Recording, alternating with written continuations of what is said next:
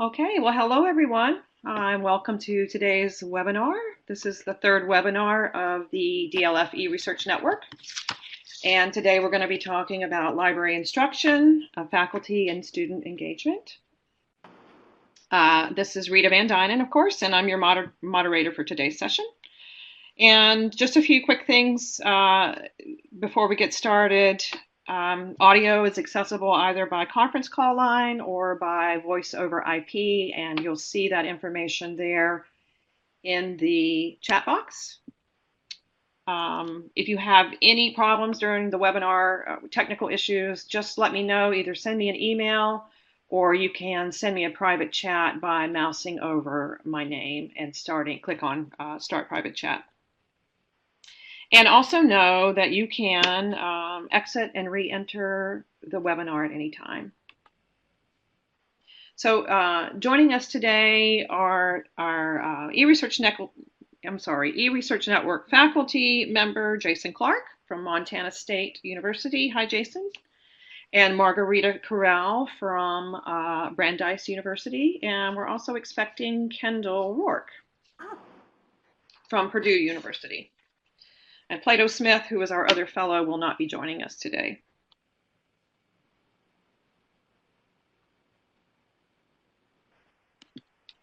So a quick rundown of today's webinar. We hear from our guest speakers, and you'll be hearing their introductions in just a few moments.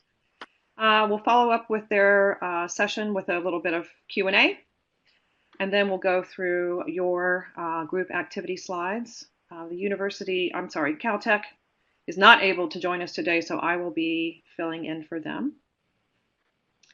We'll have some discussion and close out with a few housekeeping items. And just a reminder that we do have a Twitter hashtag, eResearch Network, and with a clear DLF mention. So feel free to tweet about it as we go through the session. So Kendall was supposed to introduce our guest speakers, but I'm going to go ahead and take that liberty until she arrives. So bear with me as I get that information. Okay.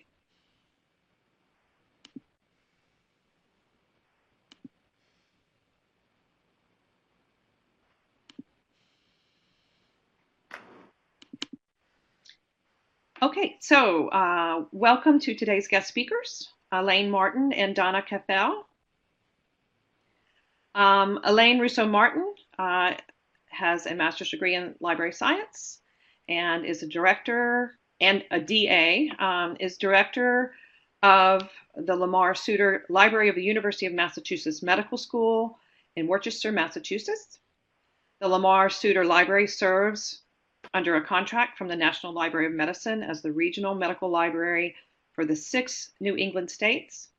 And Elaine also serves as the director of the New England Regional Medical Library. Since 2009, Elaine has been the PI for the NER-sponsored New England eScience program that supports eScience learning and practice through the New England region. Elaine has initiated and overseen the development of multiple projects, including annual University of Massachusetts and New England Area Librarian eScience Symposia, the eScience Portal for New England Librarians, the Journal of eScience Librarianship, Professional Development Days, Science Boot Camps, and the New England Collaborative Data Management Curriculum. Elaine and a team of librarians of UMASS Medical School regularly teach a course on scientific data management at Simmons College Graduate School of Library and Information Science. In 2014, Elaine and co-authors Andrew Creamer and Donna Kafel, chapter Research, Data Management, and the Health Sciences Librarians, was published in M. Sandra Wood's Health Sciences Librarianship textbook. Excellent. Elaine, we look forward to hearing more about all the work you're doing.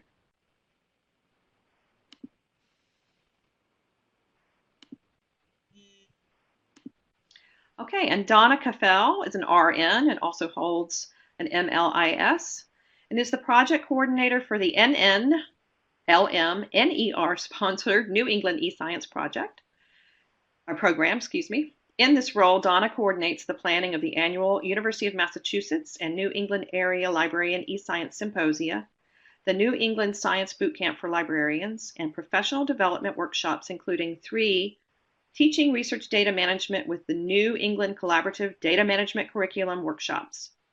Donna also manages the eScience portal for New England librarians, a centralized portal that links to resources on data management planning, data literacy, scholarly communication, trends and technologies, science resources, and professional development courses and data librarian education programs. She also manages the eScience community blog and Journal of eScience librarianship. And along with Elaine and her UMASS Medical School colleagues, is a co-author in the Scientific Data Management class at Simmons College. Donna coordinated the IMLS Planning Grant, Frameworks for a Data Management Curriculum, and has been a co-coordinator, editor, and module co-author for the New England Collaborative Data Management Curriculum. Welcome both to Elaine and Donna, and again, we are so happy to have you here. And for our eResearch Network members, all of the projects that I've just read off from Donna and Elaine's bios, there's some links there. I will be posting those in today's webinar as well as in our Clear Connect community. So without further ado, I'm going to turn it over now to Elaine and Donna. The floor is yours when you're ready. Oh, great. Thank you, Rita. This is Elaine.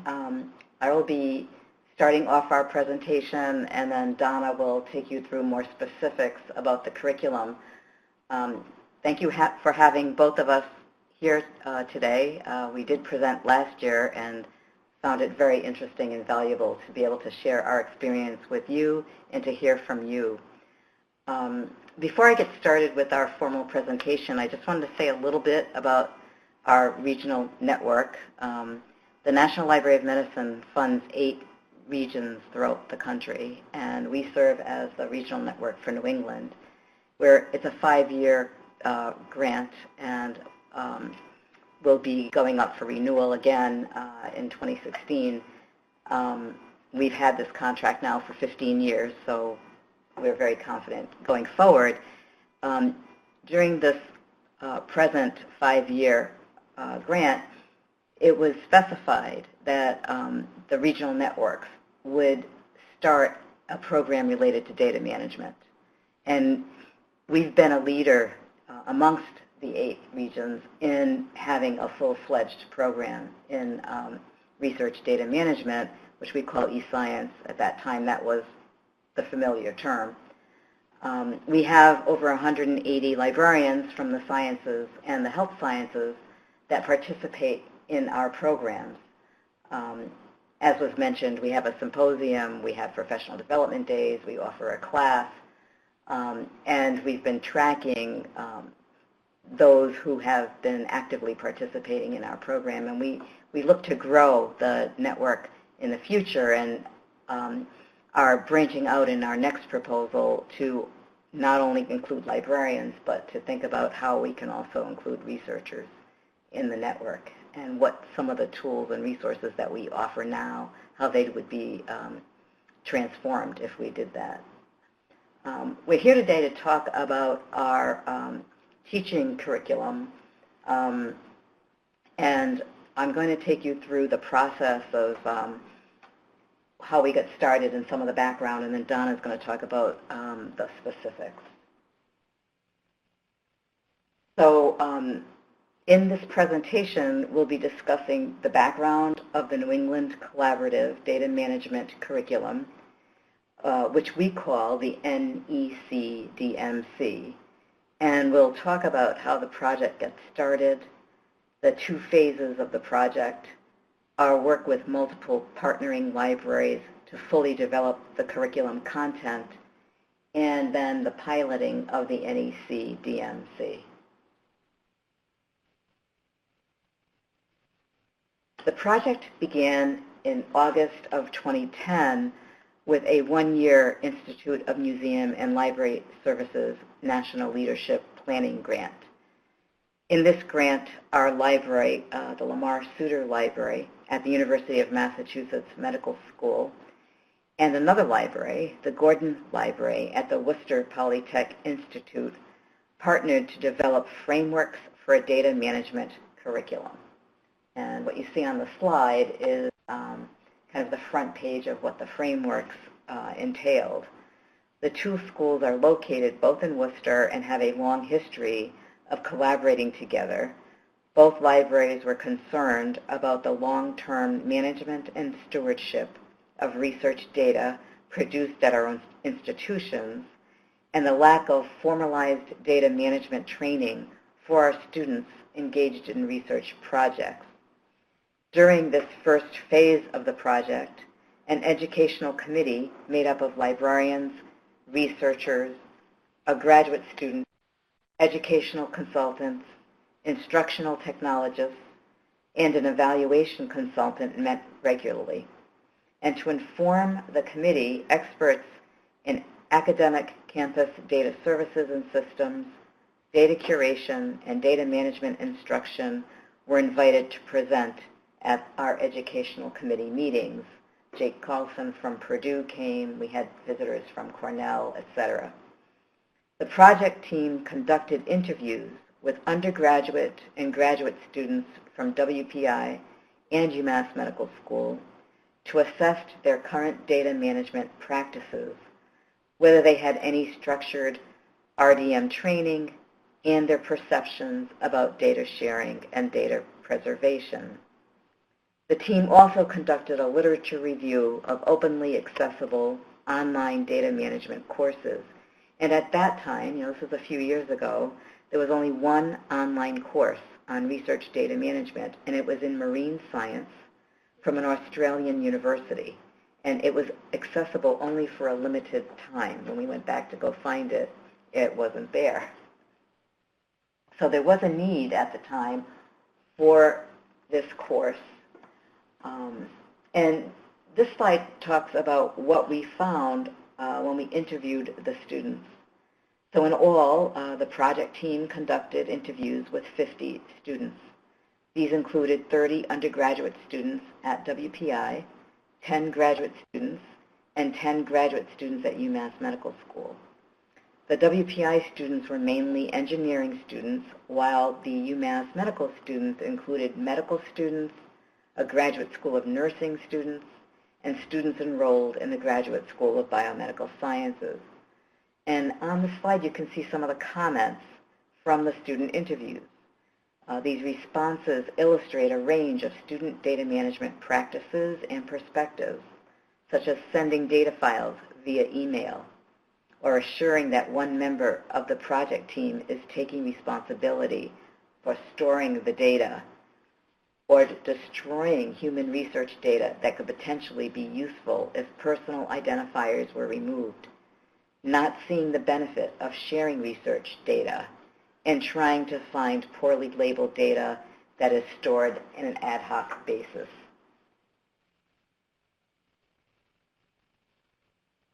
We also interviewed faculty from WPI and UMass Medical School to get an understanding of students' RDM practices, what training students in their labs were getting, personnel fluctuations in the research environment, and how they would recommend RDM be taught to students.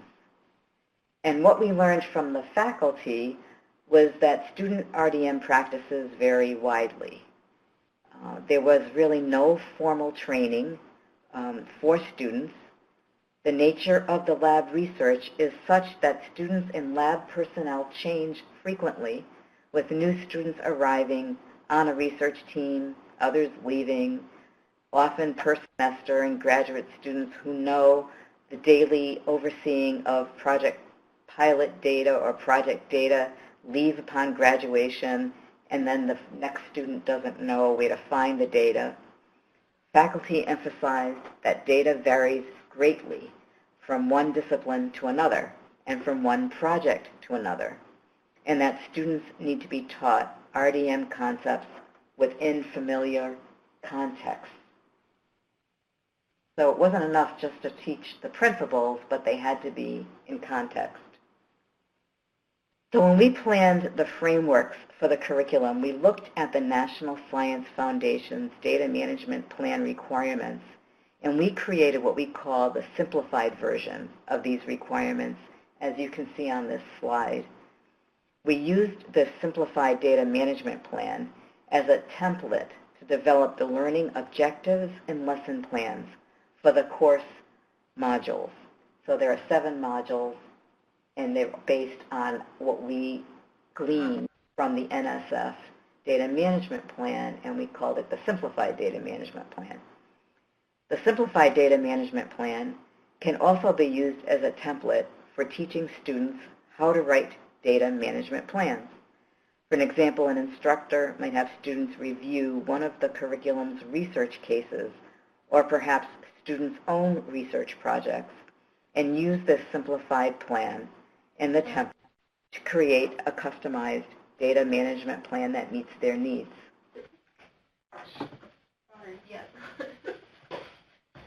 As our project team planned the framework, faculty in the project's education committee advised us to teach RDM within context, within a disciplinary context, by using research cases as tools for teaching students RDM concepts.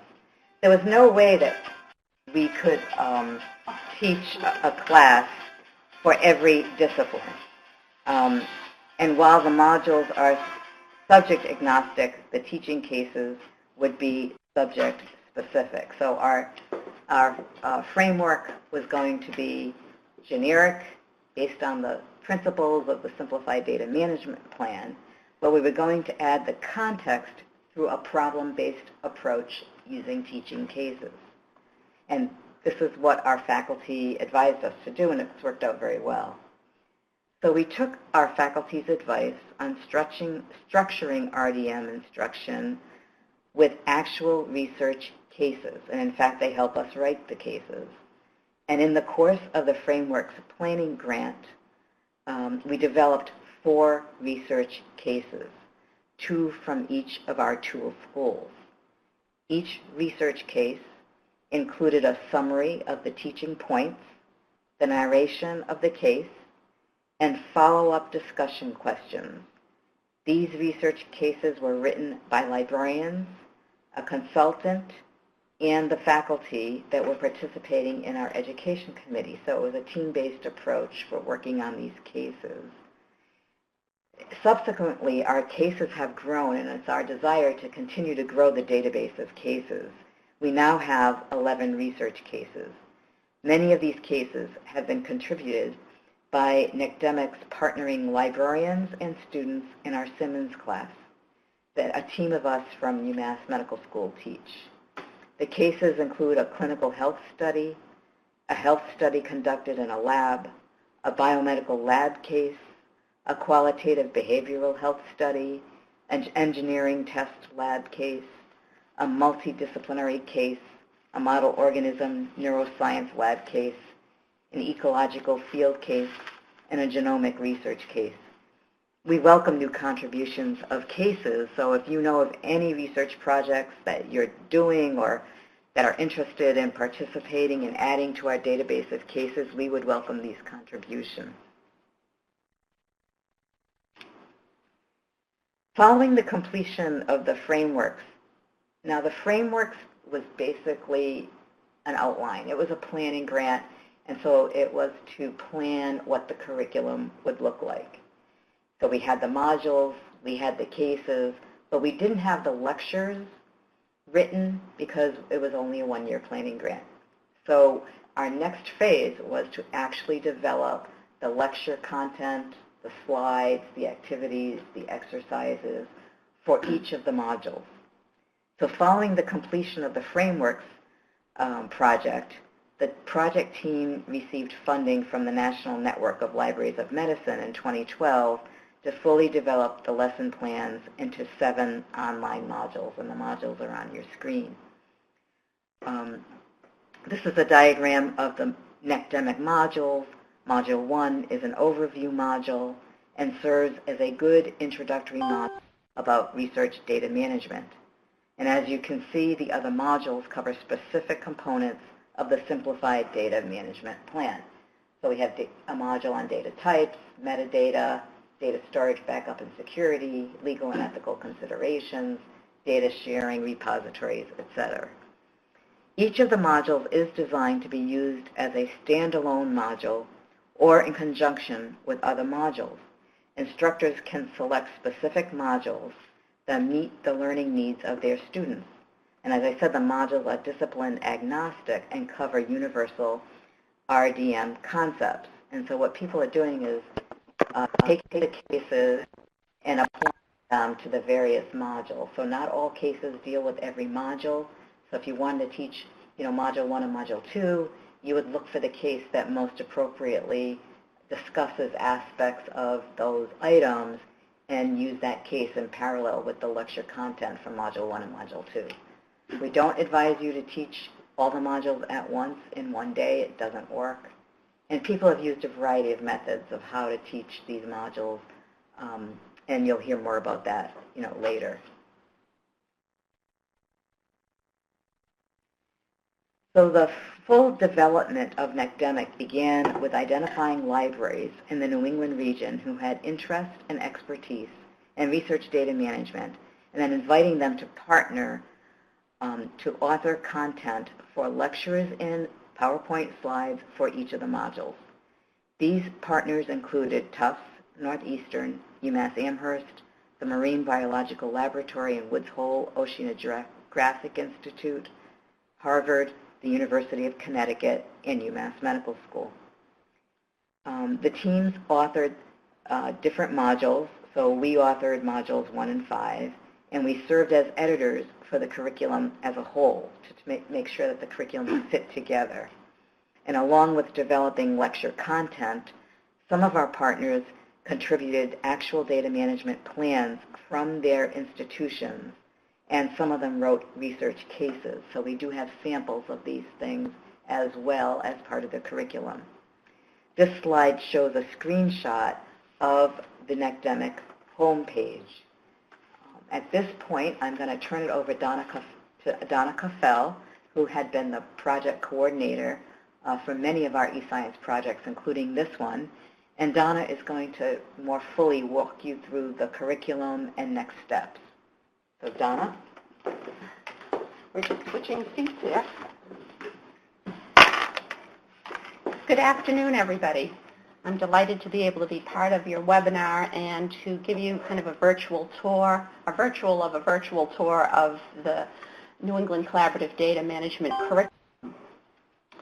In my part of the presentation, I will be pointing out some of the components of the curriculum, its design features, and what we've learned from piloting the curriculum.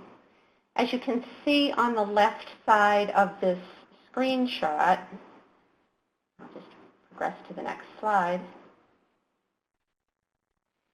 There is a left-hand menu with different options for the components of the curriculum.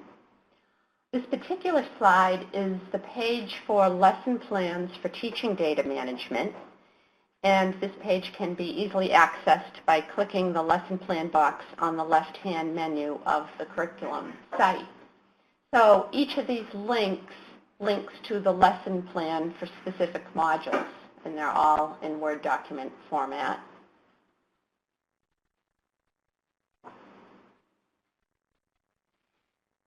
Here is an example of a lesson plan. This one is the lesson plan for Module 1, which is the overview of research data management module. It's probably the most widely used module. It serves as an introductory overview module on the whole area of research data management. This lesson plan, as all the lesson plans in the curriculum, are made up of 5 components. The learner objectives for the module, lecture content, key points for the lecture content, student activities, assessments, and readings.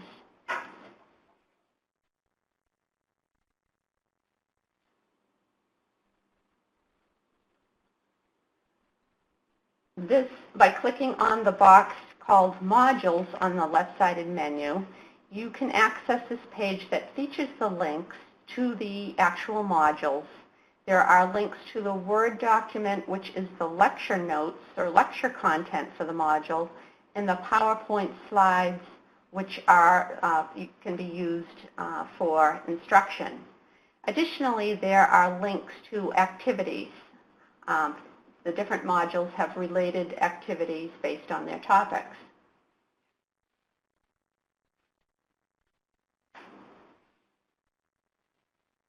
The NECDMC curriculum includes some very helpful supplementary materials for instructors, and they're located in a couple of different areas of the curriculum. On this slide, you see the page, How to Teach Data Management with Curriculum Materials.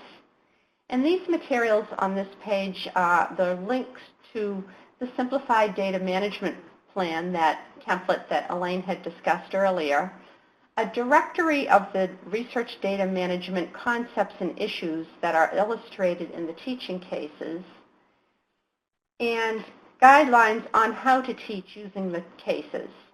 There are also links to 2 slide presentations about teaching with case studies that we have used in our Train the Trainer workshops on using the curriculum. The Research Cases page also includes the supplementary materials that are included in the How to Teach Data Management with Curriculum Materials, and it also includes the curriculum's collection of 11 research cases. As you can see, these cases come from a range of disciplines and depict actual research projects.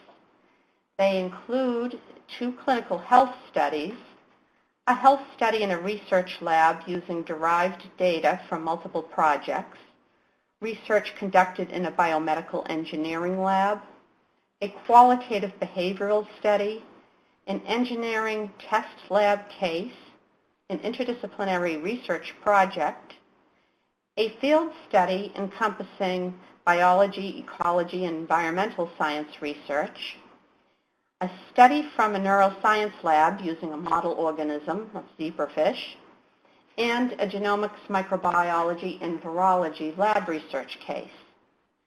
Many of these cases have their own unique data management challenges, but they also feature some universal challenges that are often encountered in research in all fields. This collection of cases really helps enable instructors to teach RDM concepts in multidisciplinary contexts.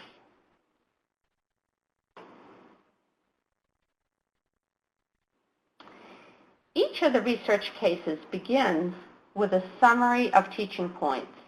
For example, on this slide here is a summary of teaching points from the outcomes from orthopedic implant surgery. The points are organized by their respective modules. As you can see, the teaching point for Module 1 for this case is noted as the challenge in conducting a multi-year research project with changing personnel each year. That's kind of a great overview of the lab environment that complements nicely the teachings in Module 1. The teaching points in Module 2 for this particular case are related to file naming conventions and formats. Instructors using the curriculum can consult the summary of teaching points to decide on the selection of cases for use in class or student assignments.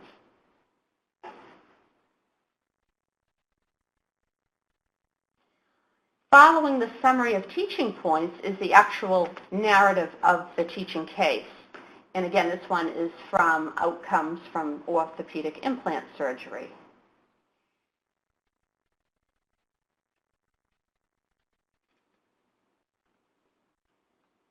And following each of the case narratives is a list of discussion questions. These questions are really useful for in a lot of ways. They can be used in small group or whole class discussions. They can be very helpful if you're assigning students a project in which they need to write a data management plan. The discussion questions really help prompt students' thoughts on the different components that go into the data management plan. I'd also like to note that, true to life, the cases in the curriculum do not include every component of the data management plan. And this was done purposefully so that students would ask questions, learn to read between kind of the lines of the case, and identify areas where if they were actually writing a data management plan or consulting on a data management plan, they would have to ask the researcher or probe into the research lab further to get more information to address all the requirements for a data management plan. It's important to note that we licensed the curriculum with a Creative Commons Attribution Non-Commercial Share-alike license. And we designed the curriculum materials with the intent that other libraries would adapt them to the needs of their local setting. The lecture slides in the modules are customizable, as are the lecture content notes, and they can be revised to include specific local information that is relevant to the user's particular setting. As an example here, we added these two slides to the Module 1 content in a workshop that we held for a group of graduate students here at UMass Medical School. In these slides, we included specific information about our library's research data management services and the names and contact information of different individuals in the school who students would be able to contact if they had questions regarding, for example, storage and backups for their data, or explanation of the institution's policies and legal responsibilities for securing research data. So these slides are, as I mentioned, purposefully customizable because we found it, people have found them most useful when they can adapt them to meet the specifics of their local setting. So as far as piloting, when we first started piloting the curriculum, we piloted it in Philadelphia to a class of workshop of medical librarians from the Mid-Atlantic region, and we also piloted it at a clinical translational science boot camp made up of postdocs and graduate students at UMass Medical School. We have taught it 3 times as a 15-week full semester course at Simmons College, their Graduate School of Library and Information Science. And we have taught 3 different train-the-trainer classes, basically training librarians on how to use the curriculum to teach research data management.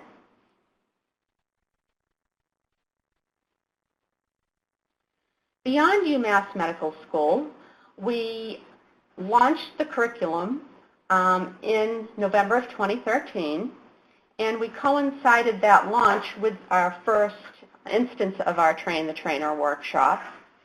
And during this workshop and a subsequent workshop that we taught in May of 2014, we invited attendees to be pilot partners of the curriculum. And we asked the pilot partners to use 1 or more modules of the curriculum in their teaching and collect our evaluation forms from their students to help us evaluate the curriculum. We also interviewed the different piloting instructors to get their feedback on their teaching experiences using the curriculum. We also encouraged partners then, and we still do now, to add to the curriculum's collection of research cases. Here on this little graphic, the logos represent our official curriculum pilot partners. And they really represent a very broad cross-section of schools across the United States and in Canada, small and large research universities and health science schools, and diverse audiences made up of undergraduate and graduate students, researchers, and library staff. We also have several people who we kind of hear anecdotally who are using the curriculum, who we kind of consider unofficial partners. And whether partners are official or unofficial, we really invite people to submit feedback on their usage of the curriculum.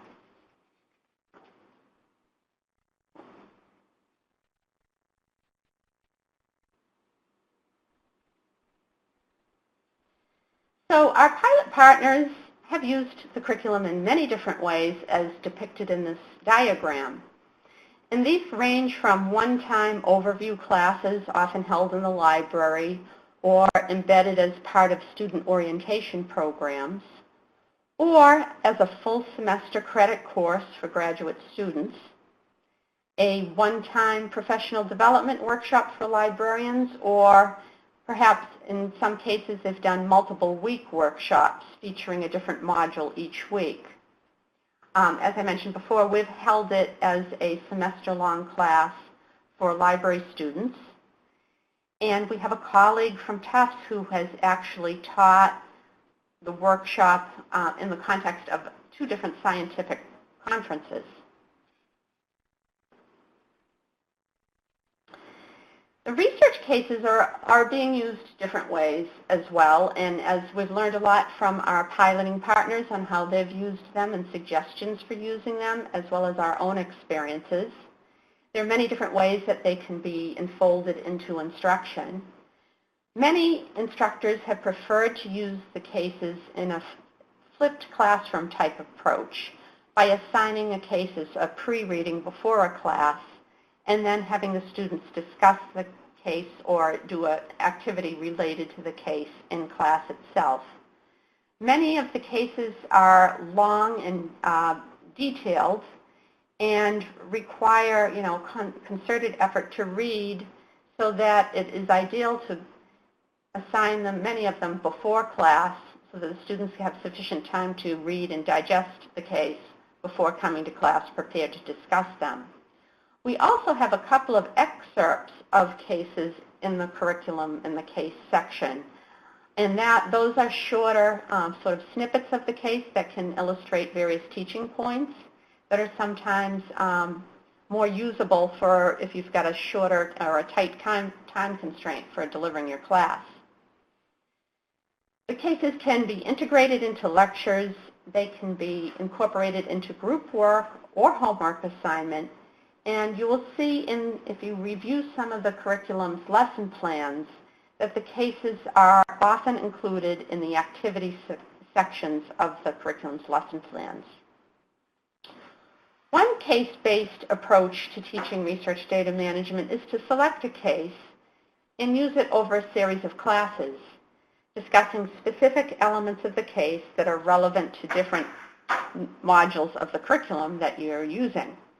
For example, you might take the case Outcomes from Orthopedic Implant Surgery, and if you're teaching Module 1 of the curriculum, the overview of research data management, you could discuss the challenges of conducting a multi-year research project with an ever-changing research team with personnel coming in and out of the project each year. If you were using that same case to discuss Module 2 on the types, formats, and stages of data, you could use the orthopedic case to discuss unclear file naming conventions or challenges with proprietary software and keeping data formats current, and so forth with the other modules. The summary of teaching points at the beginning of each case and the document Research Concepts and Issues illustrated in the teaching cases will be very helpful for instructors on trying to figure out which case to use for a particular class or a particular audience.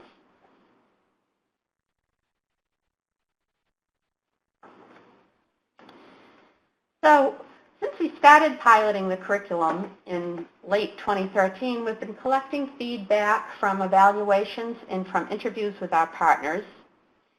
And on the screen here is a few rather brief comments that we've gathered, and many of these we've heard frequently.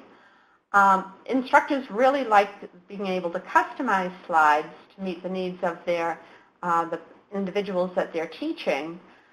We have heard from some that have noted that the curriculum is not what you might call an off-the-shelf product. It does take a dedication of time and effort to review the lecture content, which for many modules can be quite lengthy, and pick and choose what content and what slides for each module instructors want to use for their particular audience. Many instructors have noted that it is challenging to teach heterogeneous groups. For example, if you had a class with students in the social sciences and students in the sciences in the same class, it can be challenging to keep student interest and make the research data management concepts relevant when students from different fields are trying to grasp it if it's taught in the context of a field they're not familiar with, case study. One pilot partner of ours attempted to teach all 7 modules in one day, in a one-day workshop, which we knew before that that was not a great idea. It was very ambitious. After the 3rd module, students had really major information overload. There's a lot of material in each of the modules, and it's better to stagger them out in over a course of time than to try to teach the entire curriculum in the course of a day. Many instructors find that planning short periods of lecture followed by having students work on a related activity really promotes interest, and students find the concepts taught in the lecture much more relevant. And as I mentioned before, many of the research cases are detailed and do take time to read and really understand the different data management issues illustrated in the case. So assigning them to be read before class can free up class time and allow for discussion of the case or students to do activities related to the case.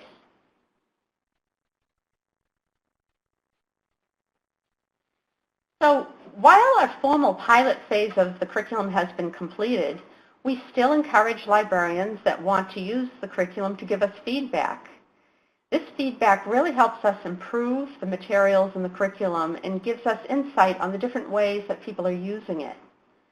Other librarians find it very helpful to hear lessons learned and tips for teaching, and we encourage users to submit their experiences using the curriculum to us, and we can post them on the curriculum's Join the Community page. We also encourage you to share your teaching slides or links to class sites on the Community Bulletin Board page of the curriculum.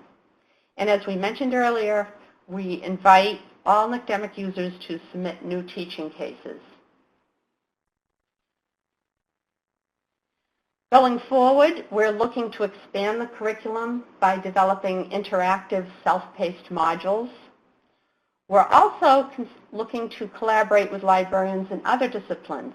We've had recommendations from social science librarians and some humanities librarians to incorporate different cases outside of the sciences that illustrate research data management concepts. So we are inviting, participation from librarians in other disciplines to contribute cases and to help us expand the curriculum. And so this adding new partners will only help expand the curriculum and make the teaching materials more relevant to more audiences. So this wraps up Elaine's and my brief introduction to the NECDMC project. And we would love to talk with you and answer any of the questions you may have. So are there any questions? This is Elaine. Elaine, there is a question in the chat box from Jason. He says he likes this idea of tailoring a module for a specific audience. How much time do you typically spend building contextual examples for each session or group?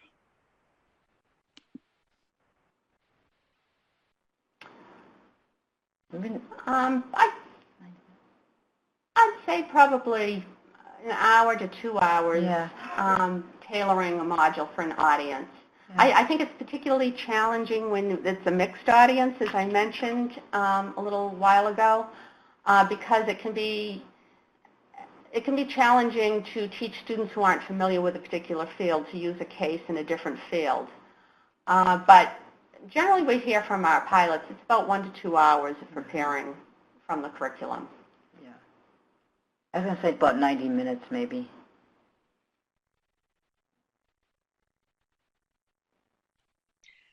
Are there other questions or comments for Elaine and Donna? Feel free to use the chat window, and also if you've dialed in on the conference call line, feel free to speak up.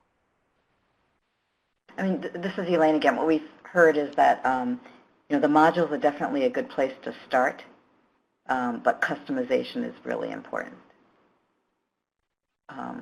And that students want to hear specifics about their own institution. So when we took Module 1, for example, we did include the phone numbers of the Office of Research, the contact person, who the data IT person would be, that kind of thing. So that takes some time if you really want to customize the curriculum for your own institution, which we really think you should do, and students really want. You may need to make some phone calls to find out who these people are. Like, we didn't even know, in some cases, who they were, and sometimes it took looking around the institution to figure it out. That some people didn't even know who they were in the institution either. And I also wanted to add that many instructors are inviting like representatives from their IT department or their research funding department to be part of their instruction. And that's a great way to promote to the students in the class the resources available in the institution, and also to let subject experts address things like backup and storage at their particular university. Yeah, co-teaching with another group really, I think, adds another dimension that in interest to the class.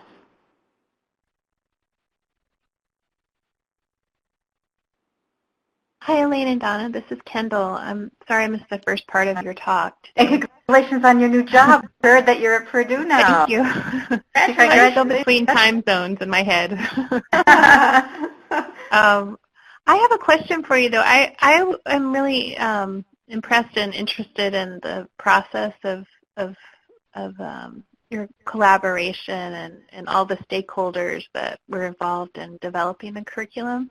I wonder if you have any insight to share about that process in terms of, using your curriculum or developing local collaborative, elaboration on that, or your own curriculum at the institutions. I wonder if you have any thoughts to share about that process that went into actually working with all of these different stakeholders to make this curriculum a reality. Well, I think, we had a history of having some other projects before the curriculum, and I think one of the key things that really helped us was that we had a series of these e-science symposia that we used both as like a professional development opportunity to teach librarians, key concepts in e-science, but we also used them as networking opportunities, and we were really lucky to have we have a lot of enthusiasm in our region for the topic and a lot of local expertise. And many of the people that we've pulled together to be partners on the curriculum project have worked with us on other projects. So we knew what they were doing in their particular universities. We knew their areas of expertise.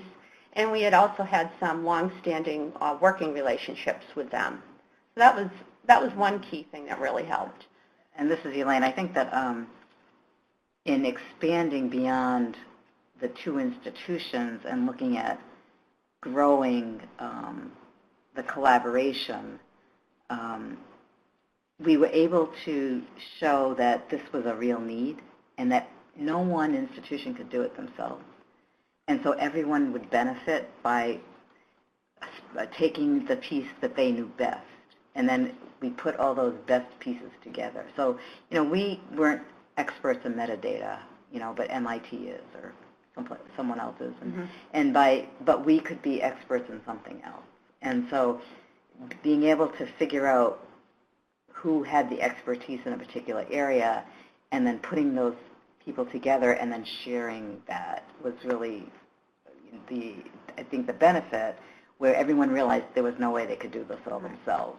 So that was one thing. Going forward, and with some of our other projects, we're grant funded, we do pay small stipends to go forward and work on other projects, and we even just pay some small stipends to the librarians who fully developed the curriculum beyond the framework stage. And sometimes I think you have to pay some people to do the work. We had a consultant who helped organize the evaluation, and we really wanted a formal evaluation because we wanted to publish the results, and so we hired someone to do that for us. And so we really, in some cases, had to pay for expertise. And we continue to do that. When we have collaborative groups as our advisory boards or content editors for the portal, we give the chair a small stipend. We're not talking a lot of money, but even a little bit contributes and thanks them for their effort. I think, though, as a whole, people feel like, as I said, they can't do it by themselves, and we're offering people an opportunity to, work together for the benefit of the larger group.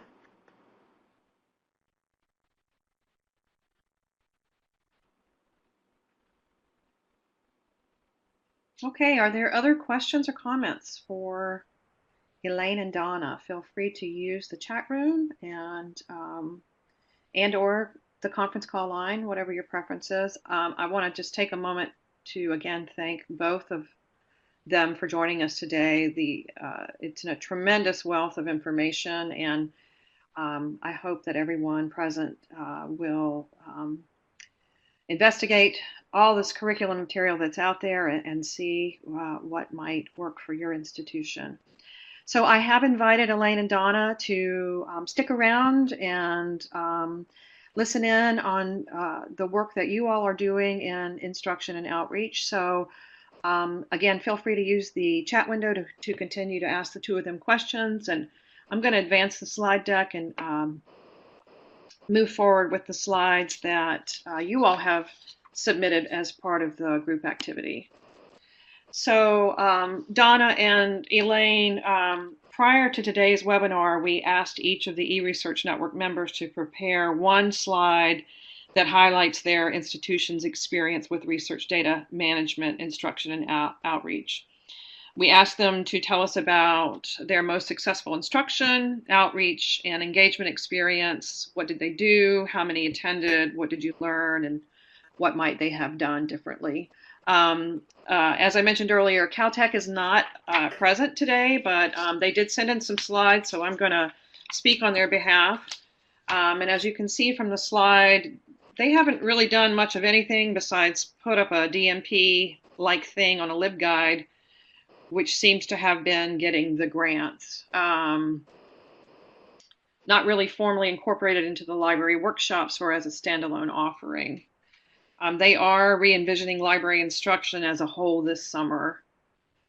The team evidently has just been charged with doing that. So, but now, Gail Clement, who is fairly new to Caltech, brings Author Academy expertise on all of these things. Training, including copyright, publishing, etc., and research data management falls right into this. They had a case study last week of a group publishing in Science and need to make that data available. And you can see there from the slide, they had a consult, they discussed what kind of data they had and how much. There were video images, scattering data tables. Questions included how much to archive and in what format. Amount would dictate if our repository would work or if a subject repository would be better. And you can see there the other details on that slide. So Donna writes that the case study just last week gives them a great idea of what they will be working with. So this summer, library instruction team is being formed to look at all aspects of instruction. Donna says with respect to RDM, she envisions standalone drop-in library workshops, developing modules that liaison librarians can include in department presentations or orientations, LibGuides. Many techniques from RDAP come to mind, analyzing data publication practices for journals that require it, meeting with lab groups, etc. And their case study will inform what kinds of data they will be seeing and where it needs to go. Okay, and with that, I'm going to turn it over to Temple University. Gretchen, are you available? Are you online? Connected audio?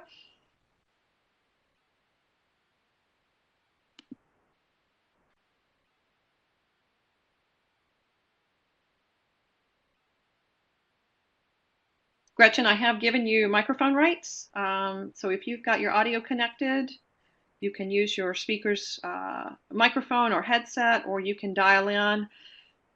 And we'll just pause here for a moment. Otherwise, I can, review the slide for you orally, or you feel free to type in the chat box. Okay, we'll just pause while Gretchen is typing.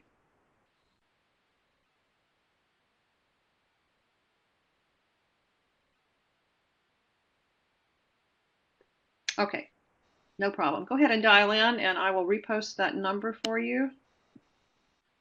And I want to thank everyone for their patience as we get them connected with audio.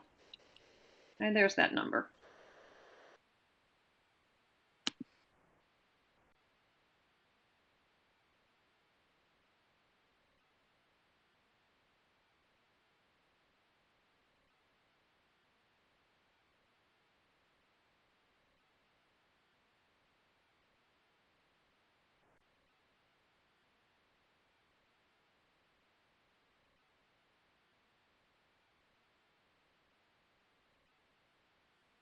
And while we're waiting, if there are questions again or comments for Elaine and Donna, feel free to post them in the chat.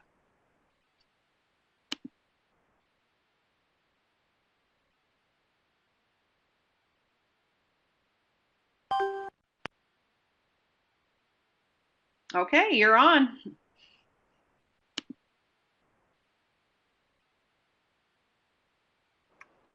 Can you Gretchen? hear us now? Yes, we can hear you. Okay. You need to turn off your computer speakers.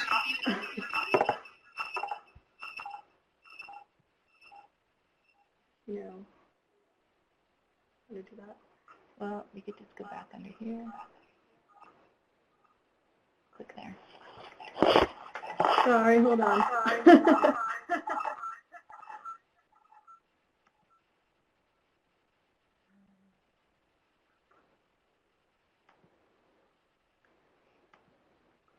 Hi, can you hear us now?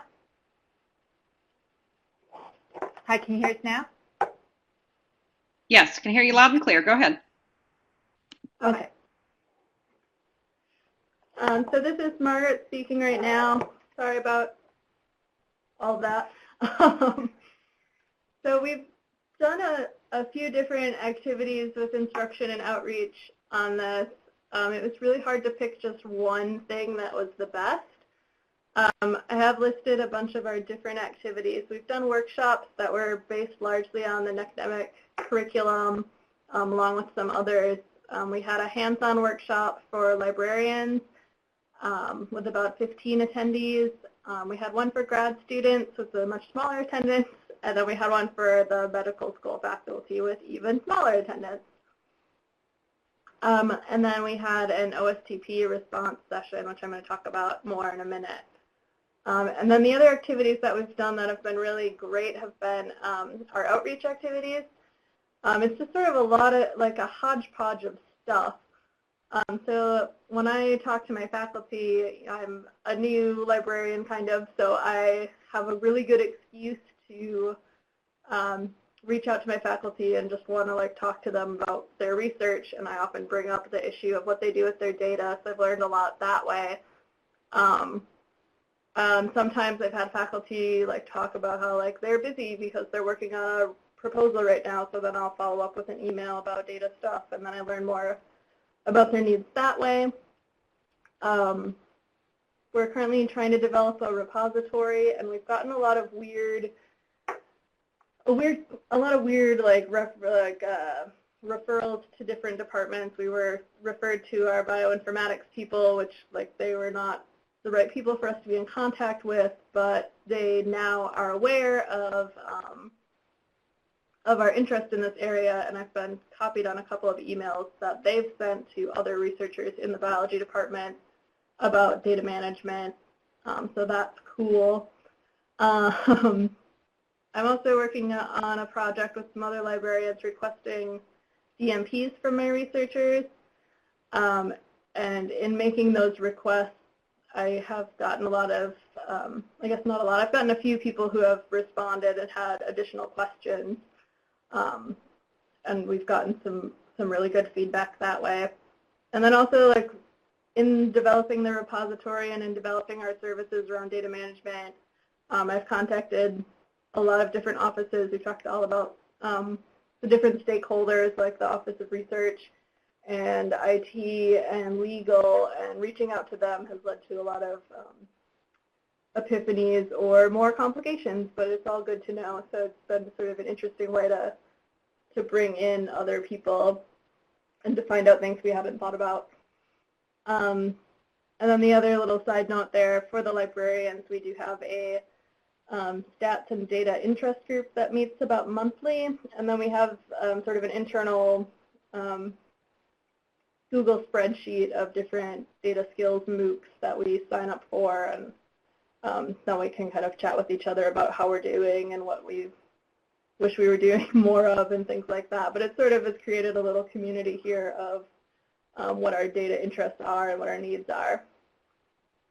But then the one that we decided was, or that I feel was maybe the most successful information session, was about the OSTP responses. It was a really interesting session. It wasn't specifically about data management, but it was a very small group that attended, and most of their questions were about data. And we had a really good conversation that led to things like figuring out when we should be hitting the grad students with data management stuff, who we should be contacting about that, what kinds of things we should be covering, like fears about scooping and author rights, things like ORCID that they didn't know anything about. So it gave us a really good conversation and a lot of really good feedback to sort of send us off in the right direction as we go forward.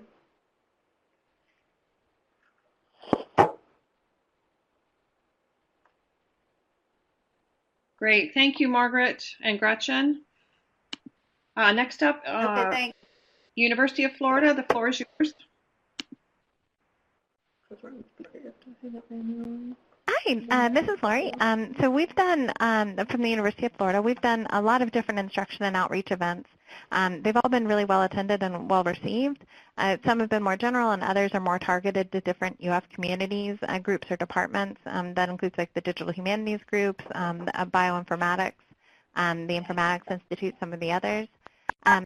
With each event and session, we've seen how great the interest is and how much more is needed.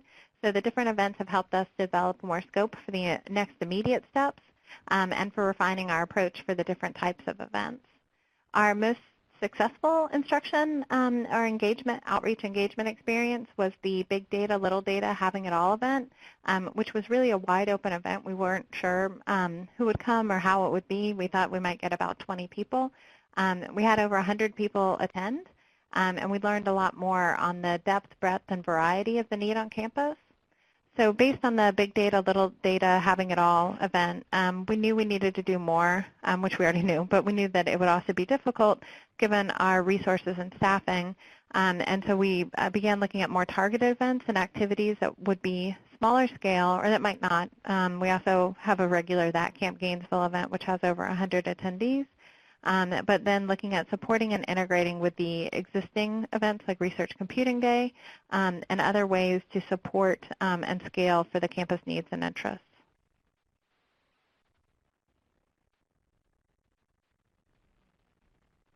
Great. Thank you, Lori. Las Vegas, the floor is yours. All right. Hi, can you hear me?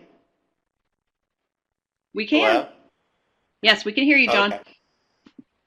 Okay. So we've had a few research data management outreaches and engagement opportunities. As you can see, most of them happened last year when we tried to gain momentum. The first was something we came up with, data across the disciplines. It was a combination of showing what visualization and statistics tools and databases we had on campus, and also an opportunity for faculty and graduate students to come together and discuss their different different data projects that they were working on. So the way we organized it, we had a morning and an afternoon session. The first 30 minutes is where we had the faculty and graduate students all get together. And then after a little blurb about what we were trying to accomplish, the students and the faculty came together and they talked about some of their concerns about data. And then the second half of the session, we broke out by disciplines. We had one for business, one for social science, and one for health and engineering. And so a student can choose, or a faculty member could choose which of the sessions they wanted to go to, and then we tailored each one to show what support we had for each discipline, including the databases and then meeting their subject liaison for that. And so that was really good, and I think the outcome of that was to show that the library was very interested in research data management and that we wanted to gain a little more visibility. That led to a campus data committee where we met with the head of OIT, the head of our supercomputing center, the dean of the libraries, and myself. And what we wanted to do is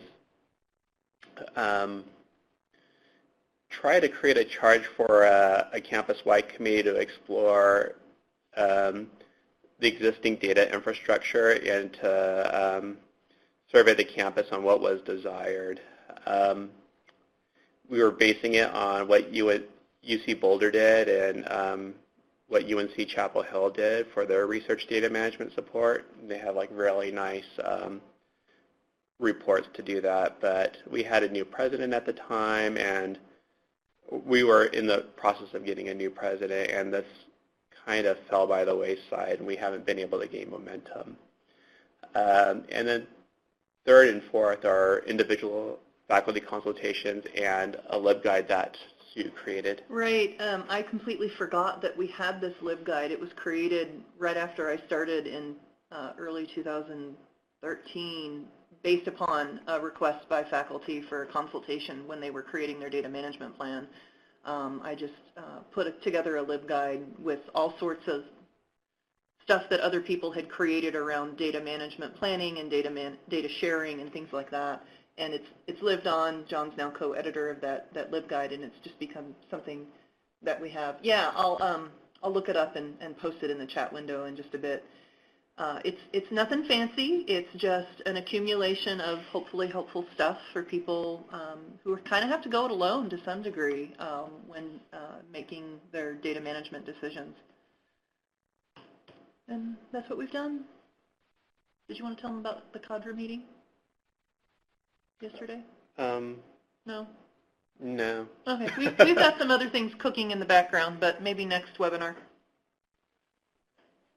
Sounds good. Thank you both.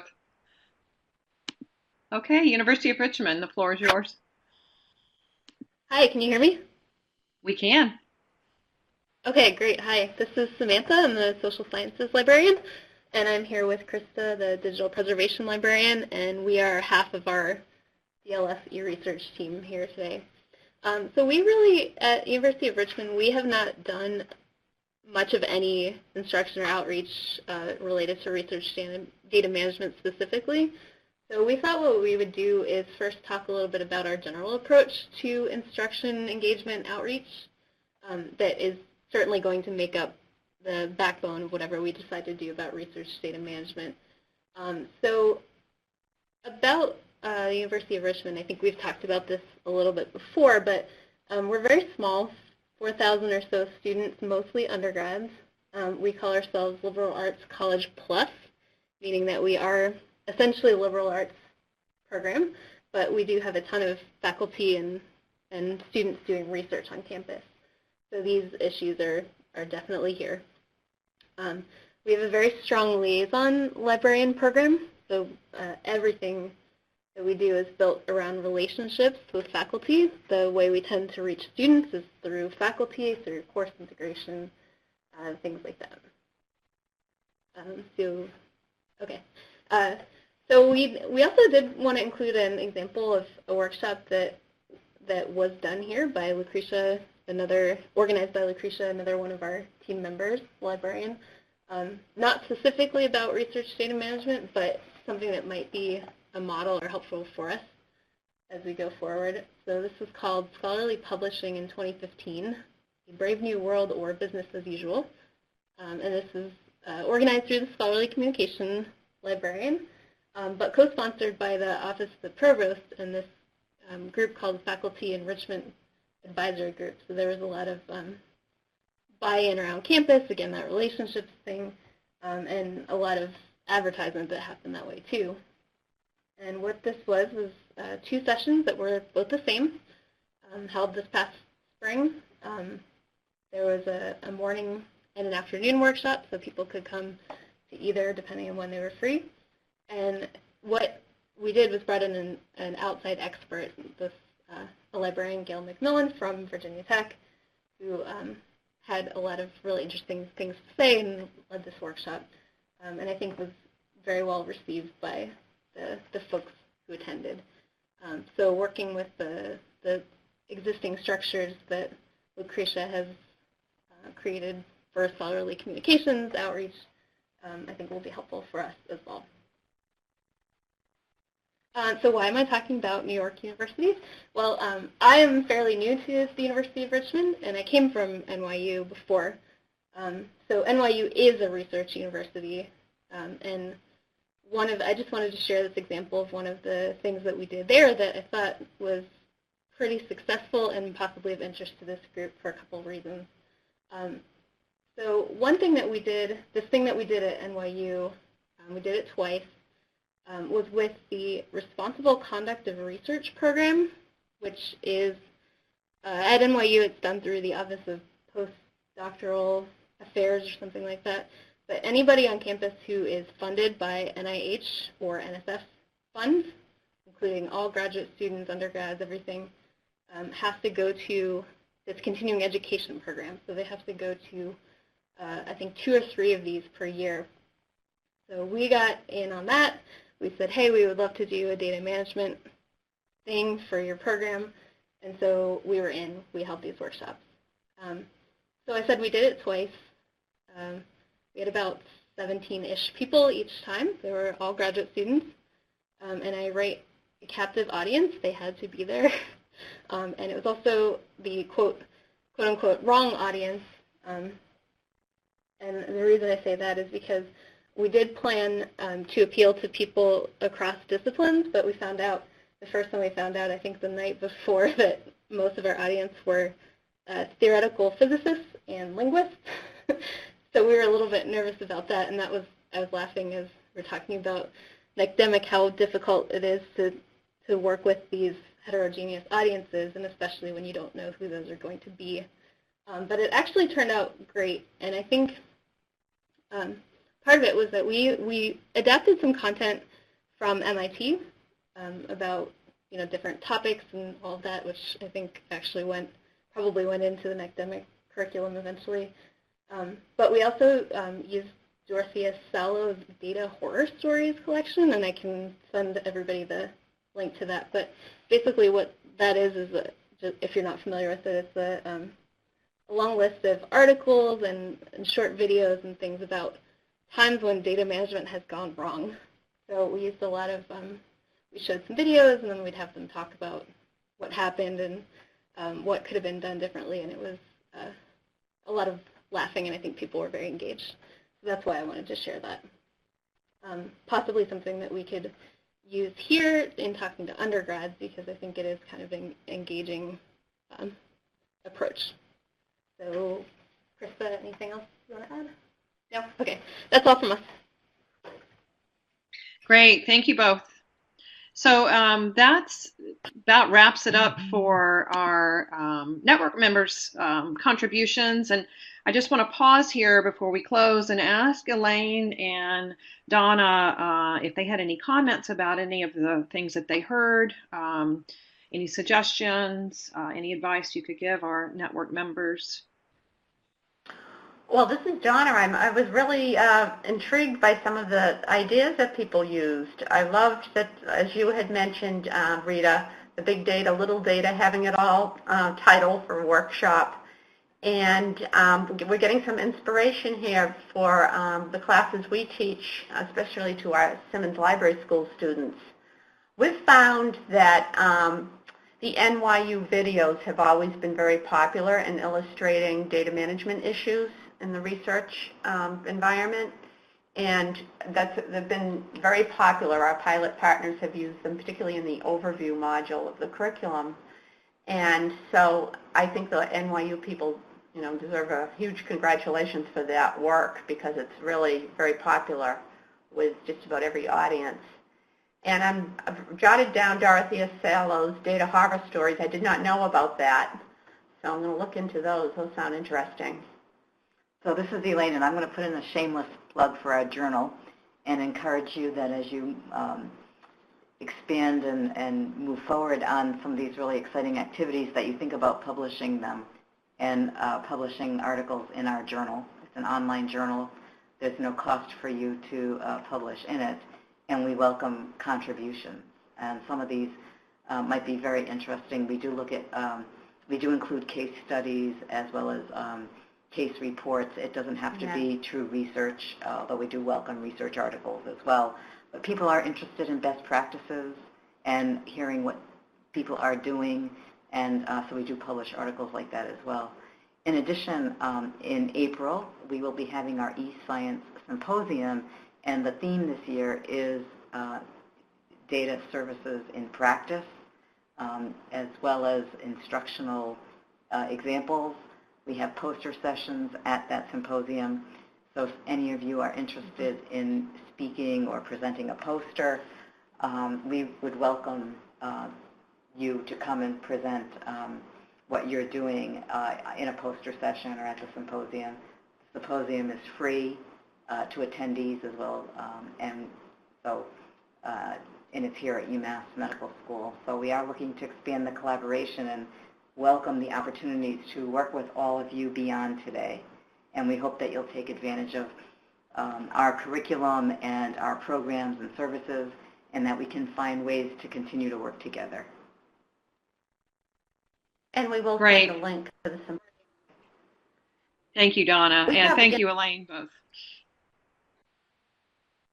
Go ahead. I was just going to mention, this is Donna. Along with the journal, we also have an eScience community blog if anybody wants to do like more of an informal post about what they're doing at their universities, their schools. We're always accepting, submissions for blog posts, and I can, it's the eScience community blog. I can send the link to that as well. Or I think you've got it up. You've got the portal up there. That's the eScience portal. The blog is, I think it's eScience community, but I'll get you the links and send them to you.